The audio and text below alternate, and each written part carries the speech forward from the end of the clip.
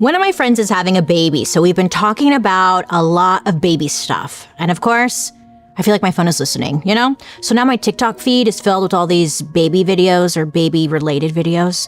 Usually I just scroll past them, but the other day, one of them caught my eye. It was a viral video all about how this girl got pregnant because she took Mucinex. You know, that medicine for chest congestion, sinus-related issues. I know, I was like, what?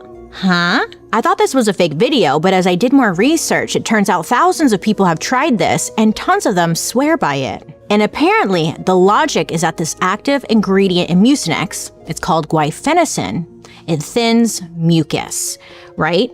Not just the mucus in your lungs or whatever, but also down there, in that area. I guess it makes things a little bit easier for sperm to swim through. Some studies they actually back this up, but mostly it's one of those things where people swear it worked for them, and now it's on the internet, and therefore it's true. But here's the thing, this is nothing new. Since the dawn of time, humans have been trying desperately to multiply. People have been drinking strange potions, performing controversial rituals, and even worshiping a metal penis for centuries. When it comes to making babies, people will try anything. So today, we're diving into the weird, wild, and sometimes terrifying dark history of fertility. From urine cocktails to pussy demons, buckle up. It's gonna be a ride.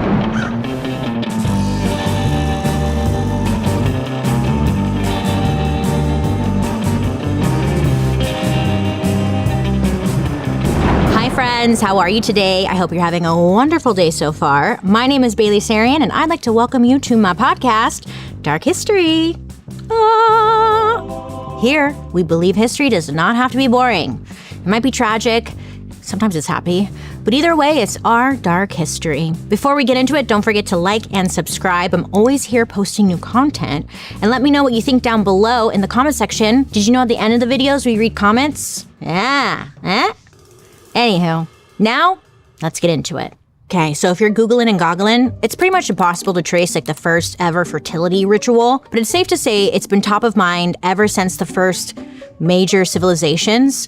Think like ancient Egypt and Mesopotamia. Pretty much every culture has had their own version of what to do if you're trying to get knocked up. For example, in ancient Hindu beliefs, they believed that the Kama Sutra was a fertility guide. Yeah, it's not about being flexible and having some hot, steamy, flexible sexual relations. It was actually there to help you get pregnant. But ancient Hindu beliefs tied specific foods and rituals and even, sexual positions to getting pregnant. Makes sense, right? Some temples were even covered in carvings of people having sex because they believed it was a sacred act that encouraged the gods to bless them with children. Like most of my favorite things, tattoos, perfume, makeup, medicine, some of the oldest recorded fertility rituals started in ancient Egypt. Okay, listen, you're living in ancient Egypt. You're sitting in a temple doing a prayer when all of a sudden, boom, someone flashes the gods. Ass out, puss out, just out. Today, you might get arrested for this kind of behavior, but back then, this was actually a fertility ritual.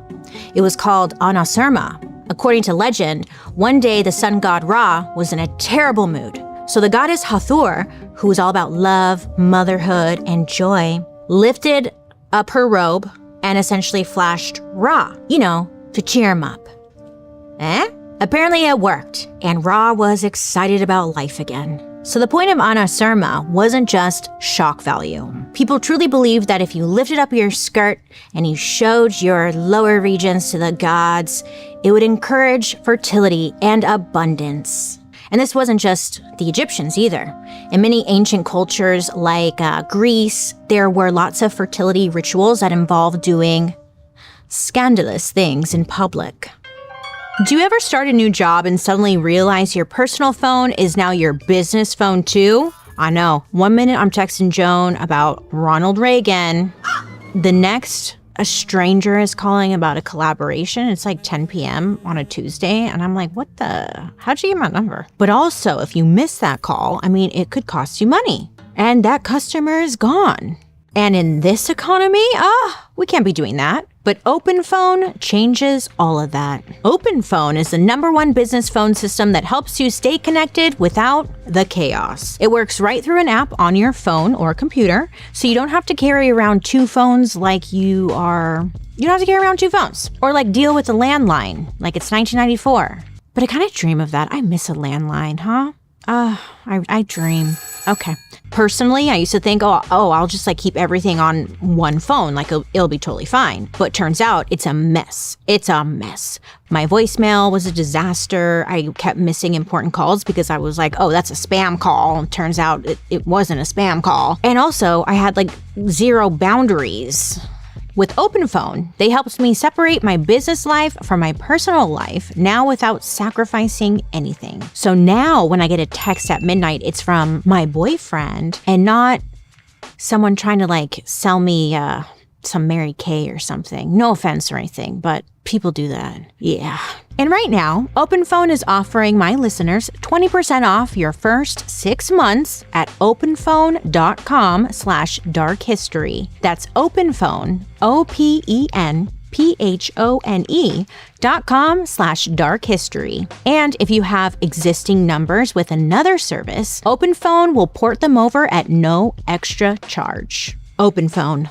No missed calls, no missed customers. According to the logic of ancient Egypt, another sure way to get some answers about a person's fertility was by peeing outside. I mean, okay, go on. Well, people back then were asking a lot of the same questions. Am I pregnant? Can I even get pregnant? And without labs or OBGYNs, Egyptians turned to what they did have: urine and crops. It went like this. A person who thought they might be pregnant or was trying to figure out if they were fertile would pee on a handful of wheat and barley seeds. The seeds were left to soak and sprout for a few days. If the wheat sprouted, then they said it was a girl. If the barley sprouted, then it was a boy. And if nothing happened, well, it was believed that you probably weren't pregnant. And unfortunately may not be able to get pregnant at all. Yeah, so if you don't want to go buy a pregnancy test, just go outside and pee and see what happens. This little test was also used for men. So even back then, people knew that infertility could be an issue for men just as much as for women.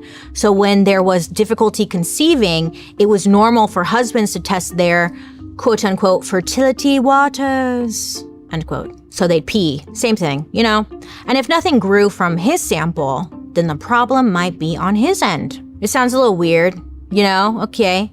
But modern scientists actually tested this out, and there's some truth to it. When a woman gets pregnant, her body surges with hormones, especially the hormone estrogen. And estrogen can actually cause grains to sprout faster.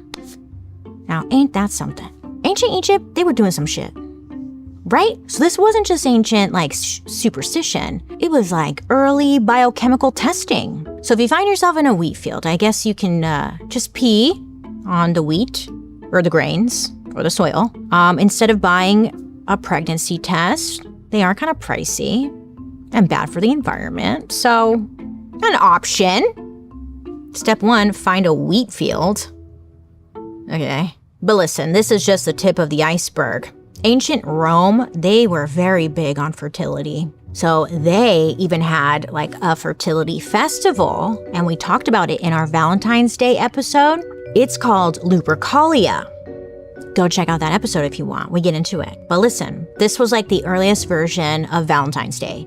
But instead of, roses and chocolate and whatever, guys were just kind of running around the streets, whipping naked ladies with goat skins. For fertility. Makes a lot of sense. Does it? No, but it kinda, no it doesn't. It doesn't make sense. But they did. So follow me on a journey here. In the year 77 AD, a famous writer named Pliny the Elder published an encyclopedia with some crazy thoughts and suggestions. It was called Naturalis Historia, and it was basically the Wikipedia of ancient Rome. If you read it now, if you Google it, oh man, the weird stuff that he said in there, wow. But listen, back then, this was the book about everything you needed to know about the world. Pliny wrote about medicine, botany, astronomy, animals, literally everything. but people took his advice like very seriously. And he even had a few ideas about fertility. In the middle of this book, things get it's kind of all a little weird, but whatever. See, Pliny was all about urine. He didn't see it as like some sort of filter system. Instead, he writes about how urine can be used as medicine and even be life-saving. Yeah. He even wrote that if anyone was struggling to get pregnant, all they had to do was drink a little urine. But not just any urine. Nay. Special urine. Urine from a eunuch. Yeah, we did a eunuchs episode. Shout out to that. If you want to watch it. That's also crazy. We've done a lot of episodes here, huh, you guys? Proud of us. Pliny was like such a well-respected source when it came to everything. So again, people took his advice seriously, which meant women in ancient Rome were absolutely finding eunuchs and drinking their pee. It's how the yellow Gatorade came to be. You know? I love the yellow Gatorade. It is my favorite. I know. So it got me thinking, I wonder if the eunuchs were like charging for their urine. It could have been like a really good side hustle, really. But in case like urine from a eunuch wasn't available, Pliny had some alternatives. He wrote that horse, bull, and boar urine were also great beverages to improve sexual arousal in the bedroom. So go find a bull. Jeez. I know, I had more questions. I was like, am I drinking it warm? On ice? How am I drinking it? Because honestly, with some ice on a hot summer day, maybe. Well, people did this, and they seem to be getting like great results. It's not clear exactly how much urine Pliny was instructing people to drink, or for how long, but he did. And what I'm really getting at is that every culture had their own version of a fertility hack. Over in China, they weren't drinking eunuch pee.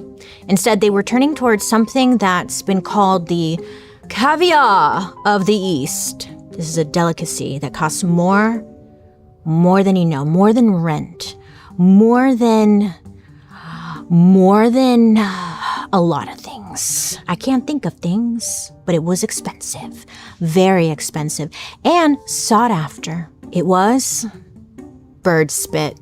Ah, yes, bird spit. Really, what do you mean, bird spit? Listen, go to a bird, say, spit in my mouth.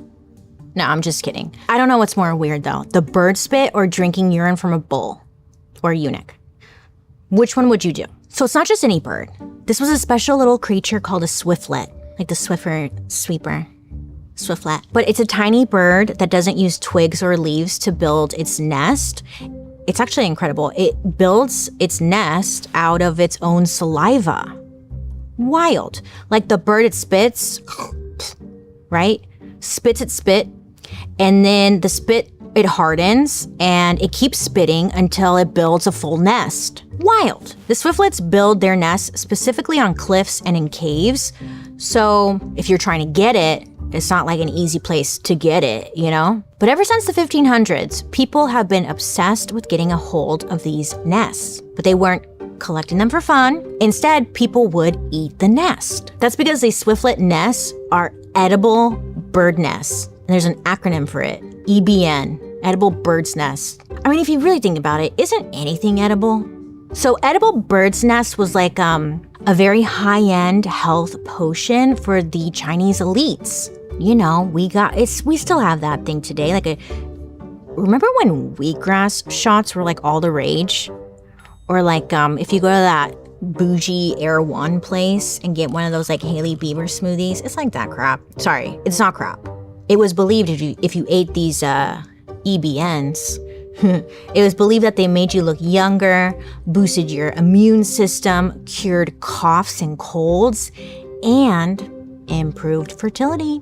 In traditional Chinese medicine, swiftlet nests were believed to nourish the yin, aka your feminine energy. And yin was linked to fertility, menstruation, and childbirth. So women who were trying to conceive would eat bird's nest soup to prepare their bodies for pregnancy. Some even continued eating it during pregnancy to help their baby grow strong and healthy. People used to collect these nests from cliff ledges and caves, but the sad thing was they weren't really looking in the nest before grabbing it, so many eggs and baby swiftlets, they didn't survive. Nowadays, there are actual like bird spit farms, and they're designed like in giant concrete buildings to attract the swiftlets so that they'll build their nests indoors, you know, because like people didn't want to climb to the top of a cliff or whatever.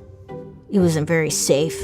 So after harvesting, the nests have to be soaked, cleaned, and defeathered by hand, which can take hours. And all of this gets baked into the cost, so expensive. And even to this day, you can find EBN in all kinds of things. Like I saw some EBN face masks for sale. Yeah, still using it. But traditionally, it's the main ingredient in bird's nest soup. Edible bird's nests cost anywhere from $2,000 to $10,000. And for that price, you would hope that it tasted good, right?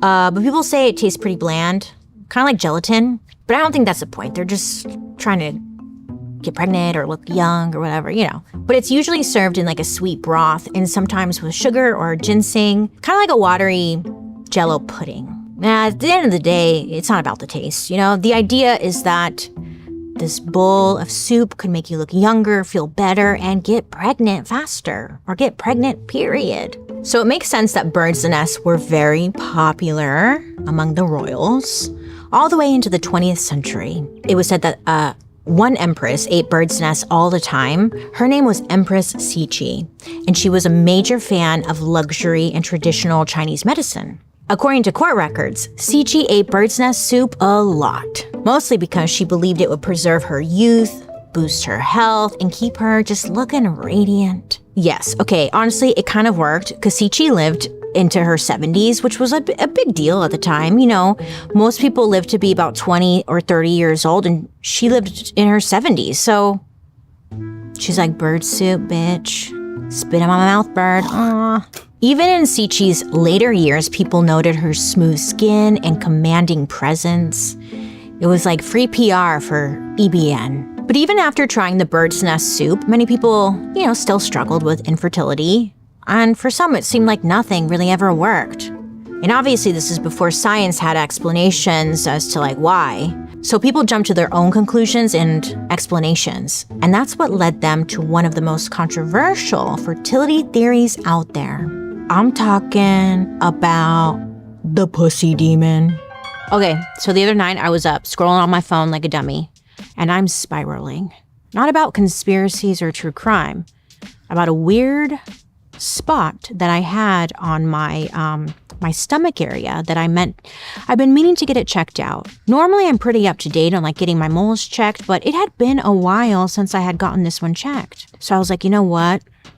I need to make an appointment. But every time I make an appointment, it turns into this whole blah. It's like you gotta call during business hours, but like their business hours are the same as your business hours. And it's like, I'm working, so how am I supposed to get a hold of you? Or you get on the phone and you get transferred or put on hold and they have that crappy music just to be told like, yeah, our next availability is in 6 months. Does that work for you? And you're like, I don't know. I don't know what I'm doing tomorrow. So, sure. Okay. But you know what? It doesn't have to be like that. That's because we have ZocDoc. Yeah, I love ZocDoc. If you don't know, ZocDoc is a free app and website where you can search and compare high-quality in-network doctors and click to instantly book an appointment. You can filter by doctors who take your insurance, who are nearby, who have openings soon, like the next day, the next week, whatever. And you can even find ones who speak your language or match whatever other preferences you have. It used to feel like scheduling doctor's appointments were just a chore, right? But with ZocDoc, they make it so easy. There's no excuse. You just search, you click, boom, you are booked. And I highly recommend it. I just went and I got this mole. You want to see? I got this mole checked out. It looks all red and scabby because guess what? They had to remove it. So I'm glad I got it checked. True story. They cut her off. I had to say goodbye. But it was needed. It was important. Get your moles checked. So stop putting off those doctor's appointments and go to ZocDoc.com/darkhistory to find and instantly book a top-rated doctor today. That's ZocDoc.com/darkhistory. ZocDoc.com/darkhistory. ZocDoc.com/darkhistory. So imagine this. It's hundreds of years ago in Japan, and there's a sweet young innocent woman just out there living or trying to live her best life. There's no recorded name for this woman because the story I'm about to tell you was passed down orally for hundreds and hundreds of years. So according to the legend, this woman, she falls in love and she gets married. Everything seems great. I'm in love, yay. Except for one little problem. She could not get pregnant. According to legend, this was because this poor woman was cursed. And not just like any curse. This woman was cursed with a demon who lived inside her vagina. I know, I was like, oh, I saw this movie. It's called Teeth. Remember? Anyone else? It was a good movie. When she and her husband tried to, consummate the marriage, I guess this pussy demon bit his penis right off. I told you it's Teeth. I've thought about this a lot. The movie, Teeth. Like, I thought, listen, if I had teeth in my hoo-ha, I would use it for good. Like Batman, but not. Like, I would go after all the bad guys, make them want to have relations with me, then chomp that wiener right off. For the greater good. It would be a lonely life, but that's a sacrifice I would be willing to make to save the world. I would love a pussy demon. Oh, I would ruin so many lives. But for the greater good? Okay, anyways, back to this story. So a few years later, this woman falls in love with another man. They waited to have relations until they were married. So, they get married, then they're making sweet love, and then chomp. Penis, gone, severed, dismissed, removed, cut right off. So after this happened twice, she realized, this woman, she needed help. She needed help with this man-eating pussy demon situation. So she consults with a blacksmith. And I was like, oh, interesting. But it kind of makes sense because maybe she's thinking she has like a guillotine in her area. And I'm pretty sure a blacksmith would make that no. That's where I was thinking, okay, I could see the logic, maybe. Well, it turns out this guy was smart and he came up with a very brilliant plan. A little insane, but she was willing to try. So he gets together all his blacksmith supplies and creates an iron penis. The blacksmith told the woman to use the iron penis like a dildo. I don't know if this blacksmith was a scientist or just like winging it, but according to the story, the plan worked. Now when inserted, the demon went for its usual bite and broke its teeth on the metal. Finally, the pussy demon was defeated. And moral of the story is, I guess, it never tried to bite a wiener off again. So once this demon was gone, the woman was finally free to live happily ever after and have babies without accidentally castrating anyone. Now, apparently the villagers were so impressed by this demon banishing strategy that they put the iron penis in a local shrine. Oh, iron penis! This shrine became known as the Kaneyama Shrine, and it was dedicated to fertility. Now here's where things get interesting. The town where this legend took place was called Kawasaki, and people started coming here from all over to pray for fertility, easy childbirth, and marital harmony. So tons of women were coming to their shrine and paying tribute to this ancient legend. Over time, the shrine became the center of Kanamara Matsuri, aka the Festival of the Iron Penis. Yeah. Oh, I was looking this up. I was like, what? Tell me more. Festival? Iron Penis? What? They still have this celebration in Japan today. It's every first Sunday of April. Based off the images I saw, it looks like a really good time. There are giant penis floats parading through the streets. You can buy all these fun penis-shaped foods and souvenirs. Yeah, it just looks like fun. I don't know. But have you been? Let me know. And if you end up going, you can actually visit the Iron Penis. So I looked up the Iron Penis and I was like, first of all, it's huge. It's humongous. And I'm like, that isn't the same one, right? From the story? Or is that the same one? Because, you would get wrecked. I hope she's okay. But yeah, it's there. You can visit it and yep. Sorry. I was gonna say pray to it, but like you don't pray to the shrine, right? I don't know. Do you rub it? It's okay. Well, you can see it, and that's something, yeah. Of course, as time went on, science advanced. People started to wonder if there could be something more like scientific than obviously like an iron dildo to cure infertility. And then it happened. In the 1950s, the future of fertility completely changed. And it's all thanks to a few mice and 30,000 liters of nun pee. Okay, let's be honest, bras, huh? They just ruin my day sometimes. Like, why is something that's so close to my body so uncomfortable, right? And I have to wear it all day, every day, blah, blah, blah. The digging, the pinching, the weird gapping that makes it look like you're like smuggling snacks under your shirt. The fit, it's so hard. For years, I just kind of accepted that like this was it. This is how it works. That is, until I tried Skims. With Skims, I actually look forward to putting on a bra. I know, who am I?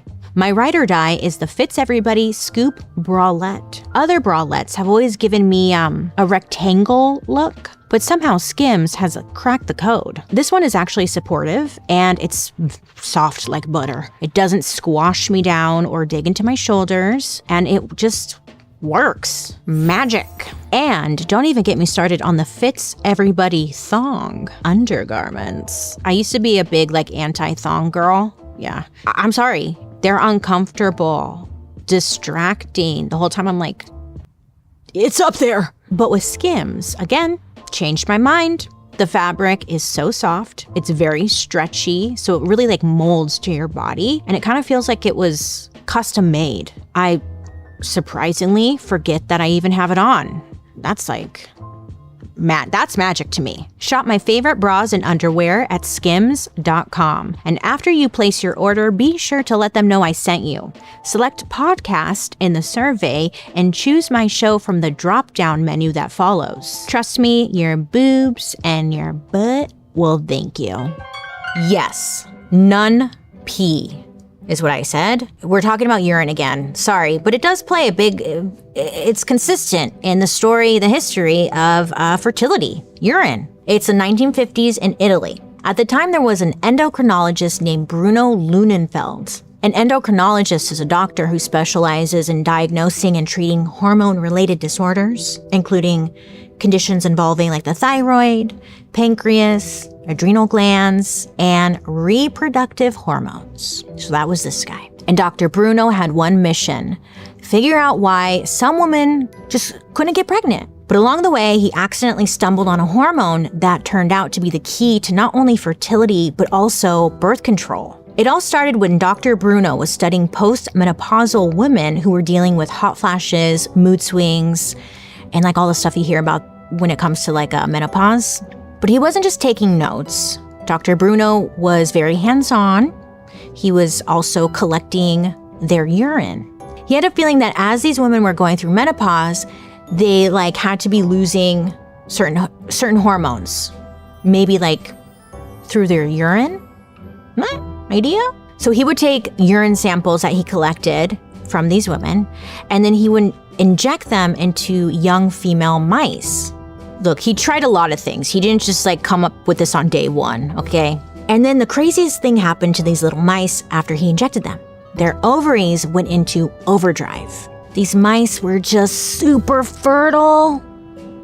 They just were ready, primed and ready to go. So Dr. Bruno was like, what's in this urine? Interesting, I should drink it. No, I'm just kidding, he didn't. But like, he was wondering what's in this urine. Turns out the urine of postmenopausal women was full of something called human menopausal gonadotropin, or HMG. So this is a hormone that can literally jumpstart ovulation. Ovulation is the window of time when a woman like can get pregnant. You can get pregnant anytime, but like when you're ovulating, like that's the best time you can get pregnant. You know what I'm saying? So just like that, Dr. Bruno had discovered the golden ingredient for the first fertility drug in modern medicine. But getting this hormone wasn't exactly easy. In fact, it took an entire day's worth of urine from 10 women just to make like a single dose. So he's thinking to himself, where can I find a ton of women who are definitely not pregnant and are willing to donate their urine for science. And that's when he comes up with nuns. So Dr. Bruno and his team decided to work with postmenopausal Catholic nuns because their celibate lifestyle guaranteed there would be zero risk of contaminated urine. I mean, pure, steady, hormone machines were these women. And these nuns were very generous. In the first year working with Dr. Bruno, over 100 nuns donated their urine, which came out to a whopping 30,000 liters of urine. So he used all of that holy pee to create 9,000 vials of this new fertility drug called Pergonal. And the impact was huge. Pergonal helped lead to the very first in vitro fertilization, or IVF pregnancy, in the United States. And it's been used in countless fertility treatments worldwide ever since. But at the same time, this wasn't just about babies. Dr. Bruno and his team were working right after World War II had ended, and people were mourning for the millions of lives that were lost, and part of rebuilding meant repopulating. You know, little mouse experiment that Dr. Bruno had started was actually coming at kind of the perfect time. Even the Pope gave his blessing. The Vatican was officially down for the nun urine fertility program. So the next time you hear someone talking about hormone therapy or IVF, think about all the nun urine that went into that. It's pretty wild, huh? Miracle baby, all from nun urine. You know when you open your closet and you stare at it and you're like, wow, I have clothes, but I have nothing to wear.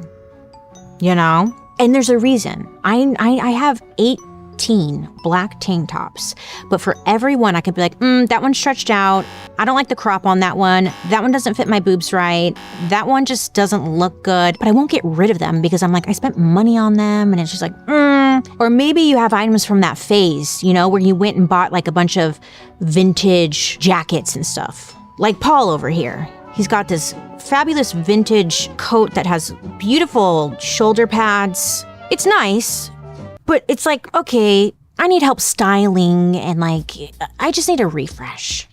Well, that's when I found Stitch Fix. Here's how Stitch Fix works. You take a quick style quiz where you tell them your size, your vibe, and your budget. Then a real human stylist, not like an algorithm or anything, actually curates a box of clothes just for you. Stuff that you'll actually wear, stuff that actually fits, stuff in your price range. What a concept. You get a personalized box delivered straight to your door. You can try everything, in the comfort of your own home, in front of your own mirror and your own lighting. And all you do is you keep the items that you love, and then you can return what you don't. Returns and shipping are always free, and you do not need a subscription. It's nice because you can just do a one-time try-on. And also you have your clothes because you're in your own closet or something, So it's maybe you can start see it with other stuff, It's nice. Honestly, Stitch Fix has saved me so much time, money, and stress. So get started today at stitchfix.com/darkhistory to get $20 off your first order, and they'll waive your styling fee. That's stitchfix.com/darkhistory. So we've got nuns donating 30,000 liters of urine in the 50s to help develop Pergonal, and this turns out to be the breakthrough fertility drug.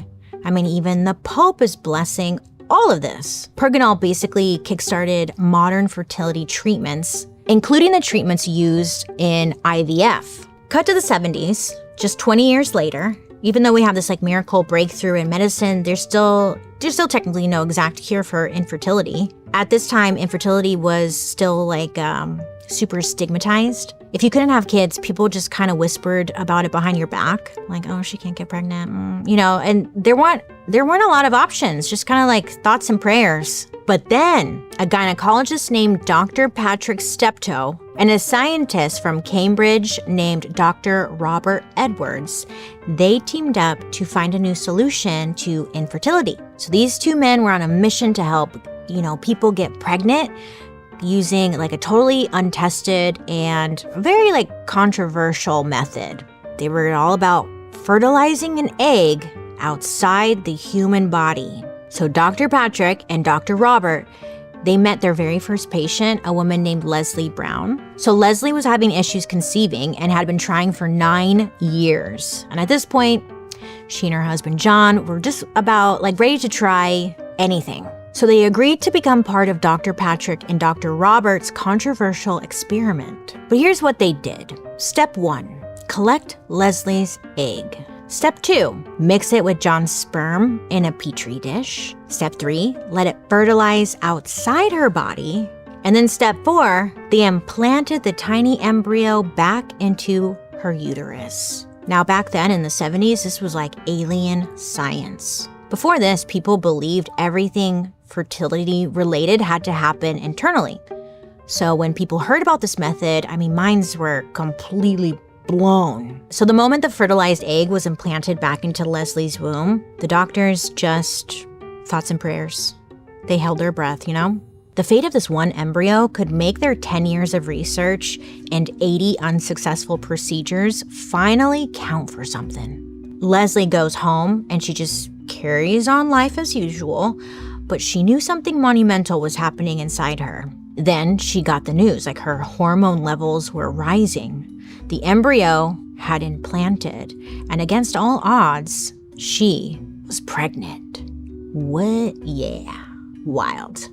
Leslie was stunned. She's grateful. She's terrified. She's like, what? Literally no one, knew what was going to happen next. Could this pregnancy go to term? Could a human baby really grow from a process that had never succeeded before? In the beginning, the entire operation was kept hush-hush. Only a handful of people even knew Leslie had undergone this procedure. So the media was not in the loop during the early months of the pregnancy. So Dr. Patrick and Dr. Robert were very protective, not only of Leslie, but the experiment itself, because if anything went wrong, they didn't want it in the public eye, But as the pregnancy progressed, that's when word started to spread. By the time her due date approached, the press had caught wind of the story and went crazy. Reporters and photographers were camping outside the hospital. The secret was out and the world was watching. They were watching not just Leslie, but the birth of a new era in human reproduction. On July 25th, 1978, 6-pound Louise Brown was born in Oldham, England. And she was the world's first IVF baby. Now, headlines, they were calling her the test tube baby, which technically isn't even accurate because she was conceived in a petri dish. There was no test tube, whatever, but they're getting a little crazy. People freaked out. They were thinking this was somehow a sign of the end of the world. Yeah, it went a little extreme. There were wild rumors that IVF babies wouldn't have souls, or they would come out with horns, or that Louise would grow up sterile, insane, or that she would literally glow in the dark. It's can't she just be positive and try and be positive here? Jeez. And the Catholic Church, they seemed to be the most upset out of everyone. All of a sudden they were wait a minute, what are you doing with that nun pee? IVF? No. They believed that was playing God. They were fine with letting nuns pee in buckets, for hormone injections, but not with IVF. According to the church, this was because IVF separated procreation from the quote-unquote sacred act of sex. On top of that, it was believed that IVF was destroying unused embryos, which to the church was the same thing as murder. When you're going through the process of IVF, sometimes multiple embryos are created, but only 1 or 2 are used. The rest can either be donated, destroyed, or stored for a person to use later. But whether the church and the people liked it or not, the nuns and the Pope at the time, they launched a medical revolution. They unlocked the tools needed for IVF. A few years later, the Catholic Church condemned IVF, saying children should be conceived through natural marital intercourse. I think now, I Googled it really quick and they were it's okay, kinda. Maybe. I don't know. Whatever. Anyway, all this panic led to a lot of insane theories about how Miss Louise Brown, the first IVF baby, would turn out as an adult. And, spoiler, Louise grew up normal. She didn't have horns. She didn't glow in the dark. She had a soul. She would go on to live her life, have her own family, and to this day, she serves as an ambassador for IVF organizations. The downside of IVF is that the average treatment can cost between $15,000 and $30,000. And that's a lot. I'm pretty sure we all agree. That's a lot of money. And if it doesn't work, if your treatment doesn't work, like you don't get your money back. Yeah. And like many people can't afford this. And it's not covered by like insurance policies for the most part. So people are definitely willing to try other treatments, tests, supplements, whatever they think will help them get pregnant. The fertility industry is actually having a major boom right now. I mean, now that we understand pregnancy better on a scientific level, there's all kinds of treatments available. I mean, now everywhere you look, there's something. Like there's gummy bears filled with vitamins to allegedly help fertility, urine tests that can tell you exactly when you're most fertile based on hormones. There's ovulation trackers so you know when to have sex. There's at-home insemination kits. There's Mucinex. Yeah, I mean, I'm sure everyone has their tricks, all that. If you eat certain foods, whatever, we still have it. That's just the tip of the iceberg, really. Between IVF, fertility assessments, hormone treatments, medications, supplements, some major money is being thrown around. In 2023, the global fertility services market was valued at approximately $42.23 billion. The fertility industry is projected to grow to over $70 billion by 2030. Because at the end of the day, we still haven't found a magical pregnancy potion. We have come a long way from drinking eunuch pee and showing our hoo-ha to Ra, but that's history for you, you know? I mean, really, like nothing has changed. I mean, same pee, different era. We're still peeing on things. Kind of the same. Next time on Dark History, the other week I was invited to a baby shower. It feels like I'm getting invited to one every other month these days. And every time I open a baby registry, oh my God, I am shooketh at the amount of stuff a baby needs. Now these days, it seems like they've thought of everything to keep babies safe and healthy. But that wasn't always the case. Baby products used to be about keeping babies quiet and out of the way of their parents, no matter the cost. I mean, entire companies were created around this idea, and this led to the deaths of thousands of babies in history. Join us next week as we dive into the dark history of toxic baby products. By the way, we're dark next week, so there won't be a new upload, but we'll be back on August 6th. I'd love to hear your guys' reactions to today's story, so make sure to leave a comment below so I can see what you guys are saying, and your comment might even be featured in a future episode. Yeah, now let's read a couple of comments you guys have left me. Zelda Boy left me a comment on our Amelia Earhart episode saying, "Fun fact, thanks to an orphanage fire, Amelia is my cousin." What do you mean? I need more. You can't just like drop this kind of comment and I'm just supposed to go along with it. What do you mean thanks to an orphanage fire, Amelia is my cousin? What? I have some follow-ups here, Zelda Boy. Thanks to an orphanage fire, Amelia is my cousin. Cool. Okay, awesome. I think I kind of feel bad for that orphanage fire. I'm not gonna address that, but okay, cool. Thanks, Zelda Boy. Shout out to Amelia. Thank you. Countess Entertainment 9051 left us a comment on our Joni Awards video saying, "We need Joan merch, Bailey." Listen, I would love to do Joan merch. I love her. She's beautiful. She's gorgeous. She's Miss America. She's Miss United States. Yeah, I've actually been working with Joan. We're coming out with bird size clothing, little t-shirts and cardigans for your lovely birds at home to wear. Let me know if you're interested. We will be making bird shoes. Joan has pitched some great like little booties for the birds. Different little bedazzled like bird eyelashes. Cause you know, girls gotta be glam. She's in our logo. Did you see that? Redid the logo. Techno left us an episode recommendation on Spotify saying, "What about the dark history of cruises?" Listen.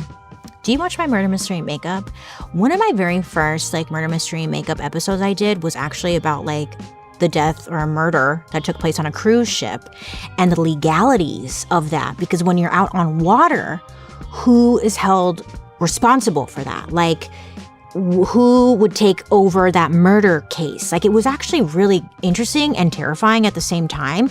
And then it sent me down a rabbit hole of like all these like murder cases that have happened on cruise ships and how they just kind of fall through the cracks because what do you do?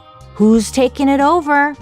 You know? Have you heard of that big cruise ship? What's it called? Concerta? It's not Concerta. I think that's an antidepressant.